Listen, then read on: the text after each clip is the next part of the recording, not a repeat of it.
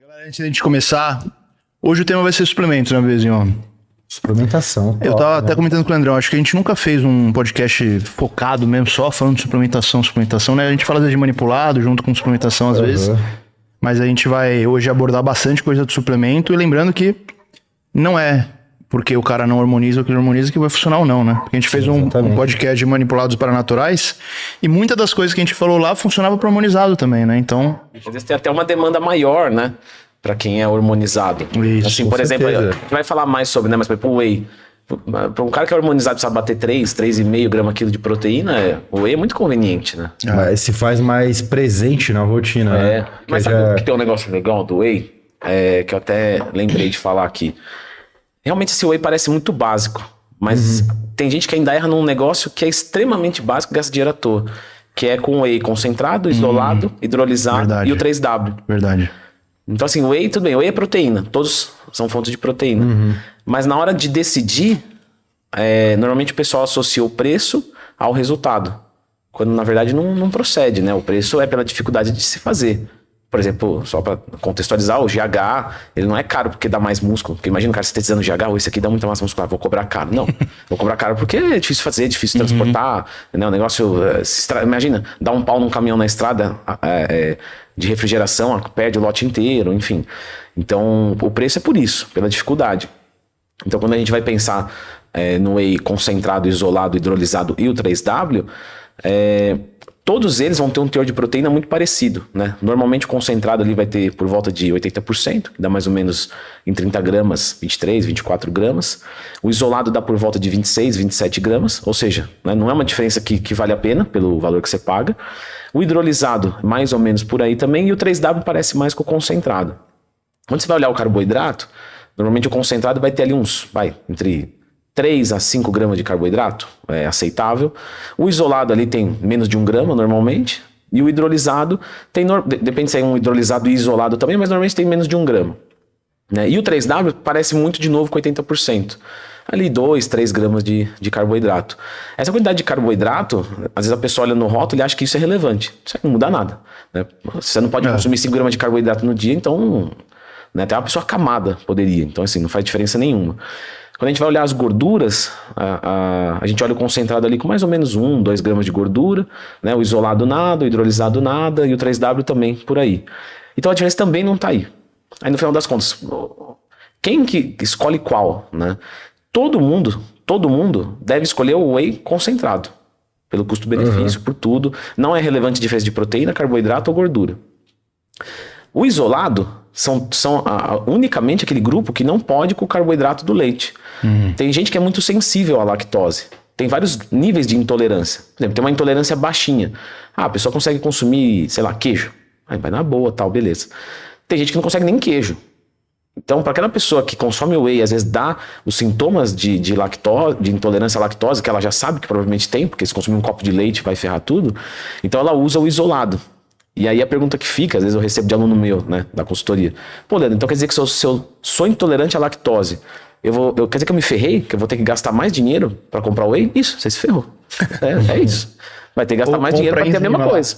Ou compra enzima, mas... E vai dar na mesma preço. Exatamente. Então, não tem jeito, vai ter que gastar mais dinheiro. É uma necessidade especial sua. E esse whey é mais caro porque precisa de mais processos de filtragem para eliminar essa lactose.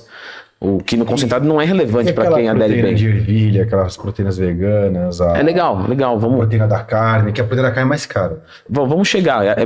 Esse é um ponto bem interessante, fazer essa relação. E aí o whey hidrolisado é um whey que é pré-digerido. Então, imagina que eu tenho um câncer de intestino, um câncer de estômago, eu fiz bariátrica, então tá tudo ferrado, eu não consigo, naquele momento pelo menos, fazer o processo de digestão. Ou quanto menos tiver, melhor, vai melhorar a absorção. Então aí eu uso o whey hidrolisado, eu não uso o whey concentrado. Ou seja, não é que o hidrolisado vai dar mais massa muscular, ou o isolado vai recuperar mais músculo, ou eu não vou ganhar barriga, não tem nada a ver. São para necessidades especiais. E aí você tem o whey 3W, que é uma mistura dos três. E aí você começa a perceber que normalmente o 3W é um whey meio que sem propósito.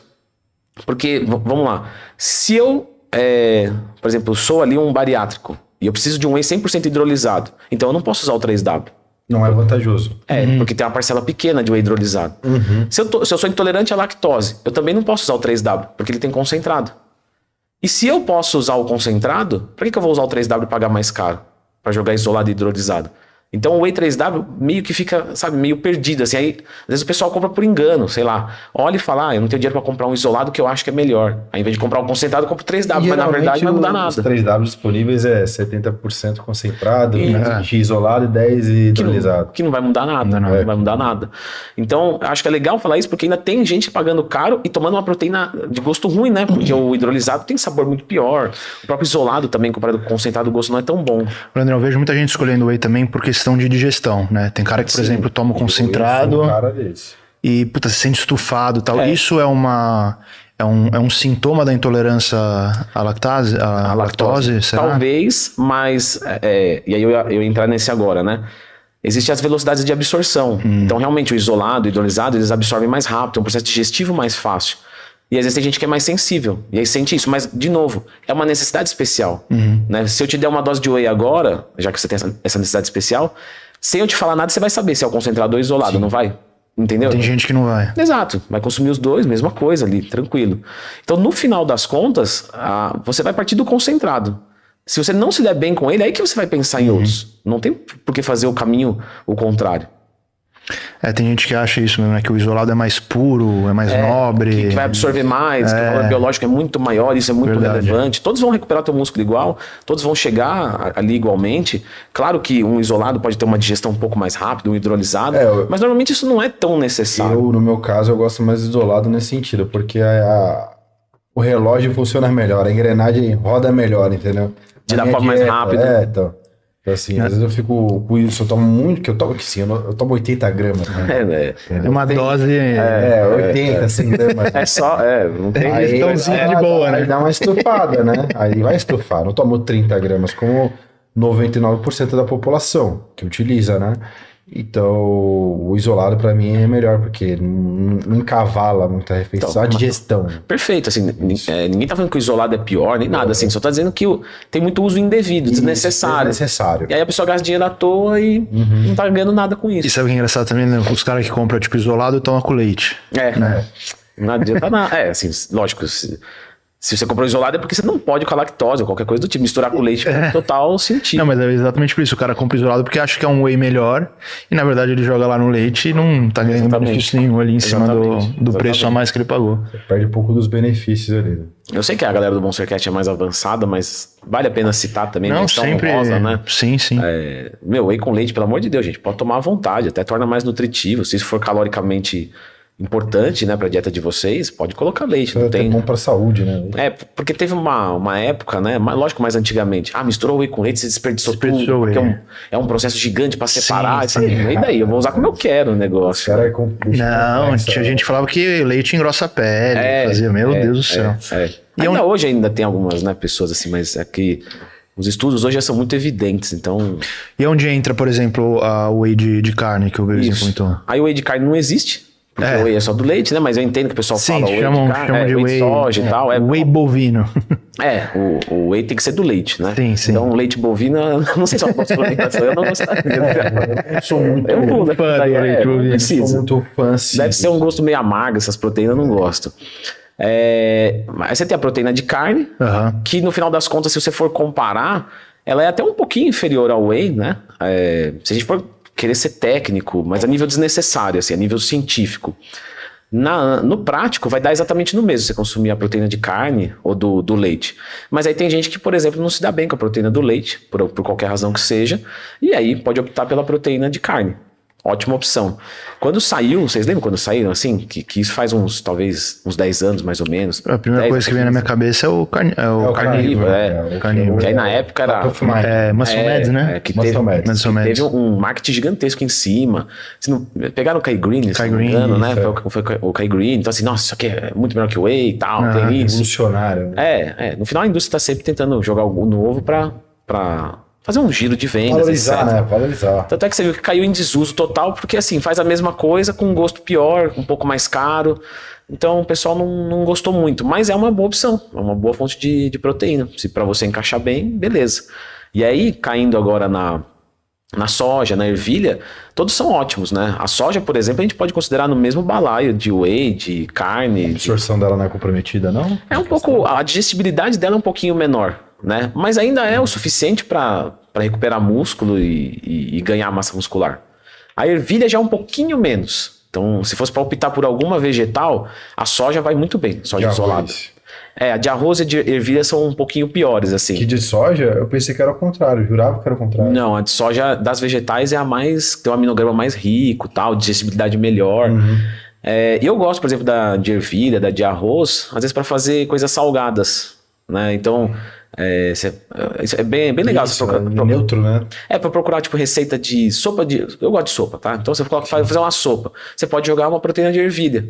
Faz uma sopa de ervilha, tal, com bastante proteína. Porque também você vai fazer uma sopa, você não mete a... Você coloca alguns vegetais e tal. Ficam comprometidos. Tem que comer um bife e tomar sopa. Agradável pra caramba, né? Então você pode colocar lá uma proteína de ervilha, uma proteína de soja, uma proteína do arroz. Eu não gosto muito da ervilha e do arroz, assim, mas a de soja eu gosto. Eu acho ela, fica uma coisa grossinha, assim, legal, fica um shake bem agradável. Eu particularmente gosto. E aí falar, né, que a proteína de soja, pelo amor de Deus, não vai dar tetinha? Não, imagina, porque senão era só fazer reposição hormonal das mulheres com soja, não precisava dar hormônio, né? Existe ali sim, né, um hormônio feminino, como se fosse vegetal, mas é como se fosse uma chave desse tamanho para as nossas fechaduras serem assim, então ele não vai conectar no receptor, assim como a turquesterone também, você não vai ciclar tomando turquesterone, que é a mesma coisa. Né, a turquesterone eu esqueci agora o nome da soja, qual que é mesmo o nome? É o nome eu esqueci o nome. Que é o do hormônio feminino da soja, me falhou o nome, faz tempo que eu não falo sobre isso. Mas é igual a turquesterone. A turquesterone também é um hormônio masculino, né? Uma testosterona ali vegetal. E você vê que não tem ação no nosso... Fitoestrogênio. Fitoestrogênio. Pô, obrigado, gente. Google. Google. Obrigado, Google. Aí você tem ali o fitoestrogênio e você tem o fitoandrogênico também, né? Que é, no caso, por exemplo, a turquesterone. Você vê, não dá pra ciclar com turquesterone. Então também você não vai colocar o fitoestrogênio, você vai derrubar a sua testosterona, nem nada do tipo. Lógico que a gente tem que trazer o Adam e o Kaminski aqui pra dar uma aula sobre isso, né? Mas é que a disposição química é meio parecida, mas no final das contas não é ativo dentro do nosso corpo. E, enfim, então você pode consumir, inclusive, a soja normal. A soja normal é extremamente nutritiva. Vamos supor que você queira fazer um shake. E você quer fazer um shake hipercalórico. Talvez você usar a soja texturizada é melhor do que você usar a soja isolada.